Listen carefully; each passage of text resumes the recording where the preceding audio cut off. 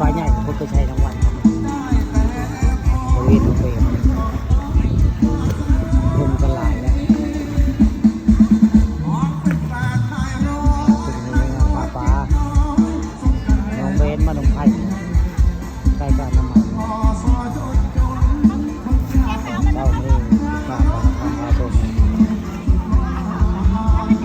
พาไปเบิ่งพามาชมเรื่องจริงผ่านจอเนาะถึงเซมองกับเจ้าฝากกันแดดฮ้อนเลยมื้อนี้เจ้าตึกเฮมตึกจะดุ้งมื้อนี้ฮ้อนแดดได้มื้อนี้บริเวณหนองไปฝากฮ้อนเลยโอ้ยหนาวแล้วมื้อนี้ตึกเฮมมื้อนี้แต่ยังบ่มีพินใครได้ปลาใหญ่นะ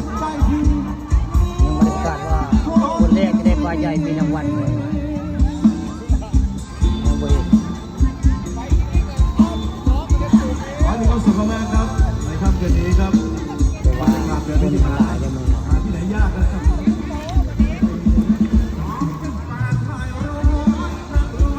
คนฉันหลายแต่คน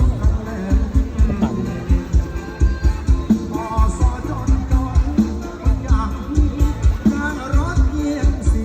มีแรงงานตึกเฮเซมงวัดน้องไผ่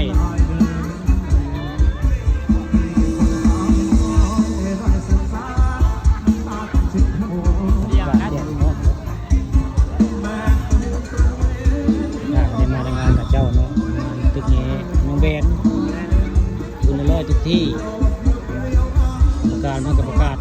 ว่ามันใครได้ปลาใหญ่ในมารางวัลในรางวัล3รางวัลมีใหญ่สุดแล้วก็ใหญ่กลางยังบ่เห็นนะตัวนี้ยังบ่เห็นใครได้ปลาใหญ่เด็ดออก คุณที่จะนำเพลงมาบอกครับ คนแถลายพอสมควรในคนเดียวได้ก็ปังเลยนะ